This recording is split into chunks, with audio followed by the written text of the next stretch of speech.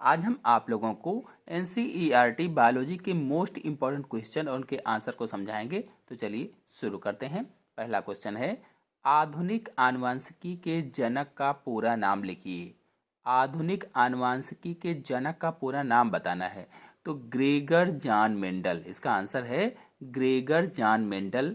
Austria देश के ब्रून शहर के एक गिरजाघर में पादरी थे। यानी कहाँ के रहने वाले थे? ऑस्ट्रिया देश में। और किस शहर में? तो ब्रून शहर में, और गिरजाघर में पादरी थे। इन्होंने एक आधुनिक आनुवंशिकी की नींव डाली थी और मटर के पौधे पर प्रयोग किया था। पूछा जाए प्रश्न कि मेंडल ने किस पौधे पर प्रयोग किया? तो मेंडल ने मटर के पौधे पर प्रयोग किया था। और मेंडल को आनुवंशिकी का जनक भी कहा जाता है। प्रश्न पूछा जा सकता है कि आनुवंशिकी के जनक का नाम बताइए। तो आनुवंशिकी के जनक ग्रेगर जॉन मेंडल हैं, या आनुवंशिकी के पिता भी इन्हें ही कहा जाता है। इन्होंने अपने प्रयोगों के आधार पर 3 नियम प्रतिपादित किए थे, और उन 3 नियमों के नाम है प्रभाविता का नियम, पृथक्करण का नियम, स्वतंत्र अभ्युवन का नियम।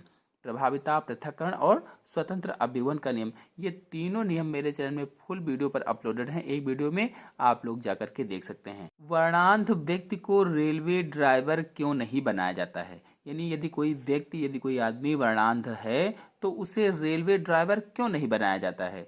तो वर्णांधता या कलर ब्लाइंडनेस में व्यक्ति लाल व हरे रंग में अंतर नहीं कर पाता है। यानी जो वर्णांधता है अथवा इसे अंग्रेजी में कलर ब्लाइंडनेस कहा जाता है, तो इसमें व्यक्ति लाल और हरे रंग में अंतर नहीं कर पाता है। इसे लाल हरा अंधापन कहते हैं। वर्णांधता या कलर ब्लाइंडनेस को लाल हरा अंधापन के नाम से भी जानते हैं, अथवा इसे ही प्रोटोन दोष भी कहा जाता है। इसे ही क्या कहते हैं? प्रोटोन दोष भी इसका नाम है, या इसे ही डेल्टोनिज्म भी बोला जाता है। डेल्टोनिज्म के नाम से भी जानते हैं। बता दें कि रेलवे सिग्नलों में लाल व हरे रंग होते हैं। जो रेलवे सिग्नल होते हैं उसमें लाल व हरा रंग होता है, और व्यक्ति को वर्णांधता रोग है, जो आदमी है उसको वर्णांधता रोग है, तो वह लाल और हरे रंगों में अंतर नहीं कर पाएगा, या लाल और हरे रंग को पहचान नहीं सकता है। ऐसे मनुष्यों को रेलवे ड्राइवर के पद के लिए नहीं चुना जा सकता है, क्योंकि हरे व लाल रंग का बोध न होने के कारण वह सिग्नल को पहचान ही नहीं पाएगा, और जब सिग्नल पहचान नहीं पाएगा तो दुर्घटना हो जाएगी। इसलिए वर्णांध व्यक्ति को रेलवे ड्राइवर नहीं बनाया जाता है। और साथ ही साथ वो डिजाइनर, कलाकार, सज्जाकार भी नहीं बन सकता है। यानी वो डिजाइनर भी नहीं बन पाएगा, कलाकार भी नहीं बन पाएगा, सज्जाकार भी नहीं बन पाएगा। कौन? जो वर्णांध व्यक्ति है, जो कलर ब्लाइंडनेस है, ये नहीं बन सकता है। आपको बता दें कि लाल हरे अंधेपन को वैज्ञानिक हॉर्नर ने सन 1876 में बताया था। हॉर्नर ने वर्णांधता को या लाल हरे अंधेपन को 1876 में डिफाइन किया या बताया। अगला प्रश्न है, मेंडल ने जिन लक्षणों की वंशागत का अध्ययन किया उनमें से 4 के नाम बताइए। जिन लक्षणों की वंशागति का अध्ययन किया था उनमें से 4 के नाम। तो फूलों का रंग, फूलों की स्थिति, तने की लंबाई और बीज पत्रों का रंग, ये वो 4 लक्षण हैं। बता दें कि इन 4 लक्षणों की वंशागति के अलावा और भी लक्षणों की वंशागति का अध्ययन किया था मेंडल ने। तो उनमें से हम सभी के नाम बता देते हैं। तने की लंबाई, पुष्पों की स्थिति, पुष्पों का रंग, फली का रूप, फली का रंग, बीज की आकृति, बीजों का रंग।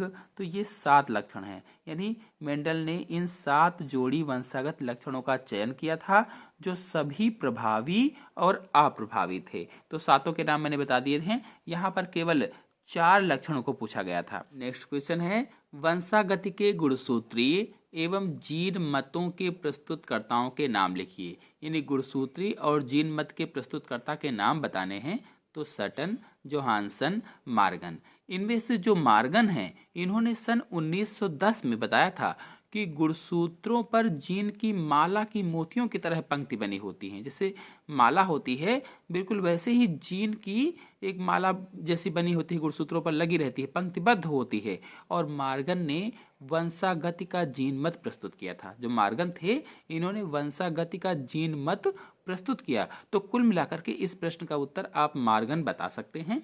नेक्स्ट क्वेश्चन है, संकर पूर्व संकरण एवं परीक्षण संकरण में अंतर बताइए। संकर पूर्व संकरण और परीक्षण संकरण में अंतर बताना है।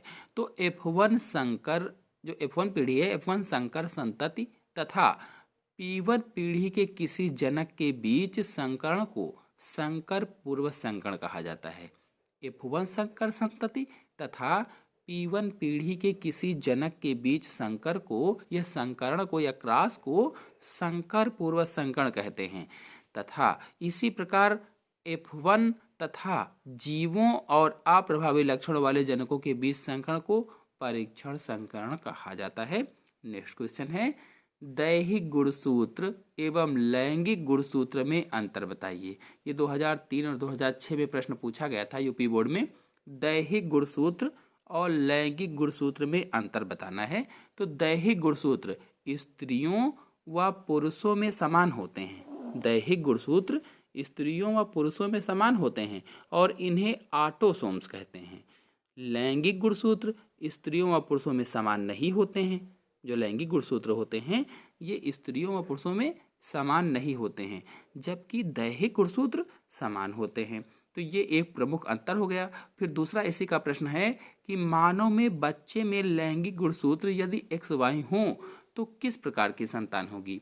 यानी मानव में बच्चे में यदि लैंगिक गुणसूत्र XY है तो उसकी संतान किस प्रकार की होगी। तो नर होगा या कह लीजिए कि लड़का होगा। संतान कैसी होगी, लड़का होगा। नेक्स्ट क्वेश्चन है, आनुवंशिकता एवं विभिन्नता को एक एक वाक्य में स्पष्ट कीजिए। आनुवंशिकता और विभिन्नता को एक एक वाक्य में केवल स्पष्ट करना है। तो आनुवंशिक विशेषकों के एक पीढ़ी से दूसरी पीढ़ी में प्रसारित होने की प्रक्रिया को आनुवंशिकता कहा जाता है। आनुवंशिक विशेषकों के एक पीढ़ी से दूसरी पीढ़ी में प्रसारित होने की प्रक्रिया को आनुवंशिकता कहते हैं। यानी आनुवंशिक लक्षणों का एक पीढ़ी से दूसरी पीढ़ी में जाना कह लीजिए आनुवंशिकता कहलाता है।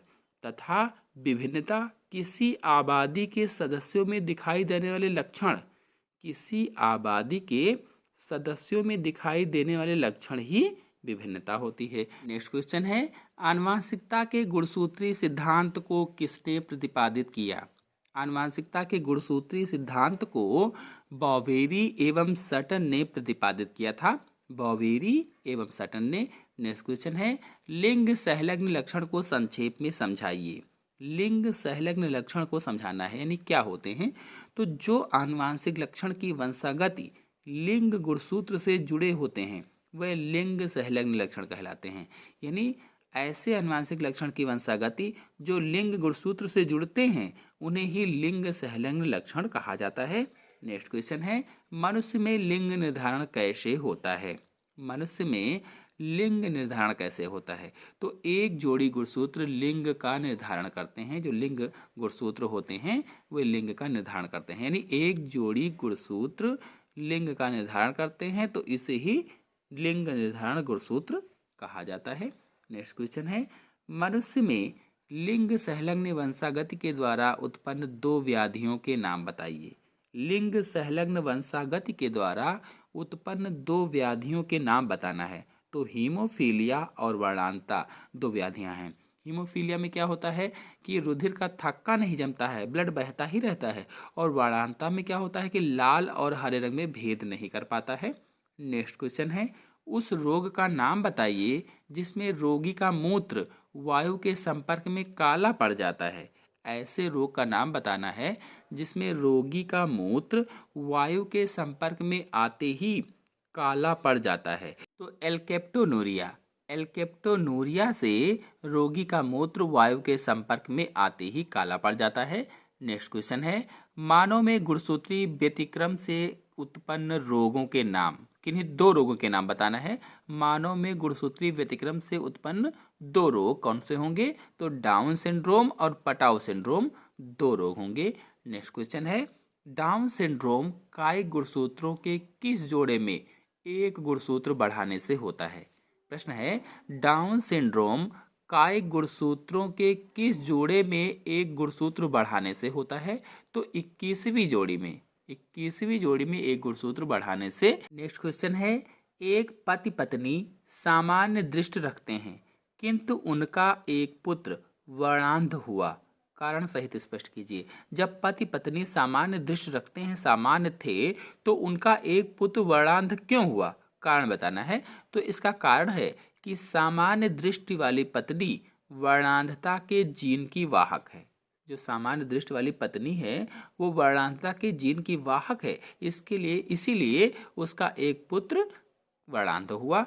नेक्स्ट क्वेश्चन है, एक बालक का पिता हीमोफीलिया का रोगी है। एक बालक का पिता हीमोफीलिया का रोगी है और उसकी माँ में हीमोफीलिया का एक जीन है। उस बालक में रोग से ग्रसित होने की कितनी प्रतिशत संभावना रहेगी? तो उस बालक में रोग होने की 50% संभावना रहेगी। 50-50% संभावना रहेगी कि इसको रोग हो सकता है।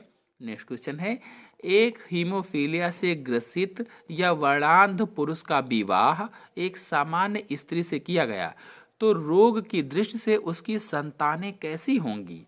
तो रोग की दृष्टि से उनके सभी पुत्र सामान्य होंगे, लेकिन सभी पुत्रियां इस रोग की वाहक होंगी। कहने का मतलब है, अगर एक हीमोफीलिया से ग्रसित या वर्णांध पुरुष का विवाह एक सामान्य स्त्री से किया गया, तो रोग की दृष्टि से उसकी संतानें कैसी होंगी? उनके जो पुत्र होंगे वो सभी सामान्य होंगे और जो पुत्रियां होंगी वे रोग की वाहक होंगी।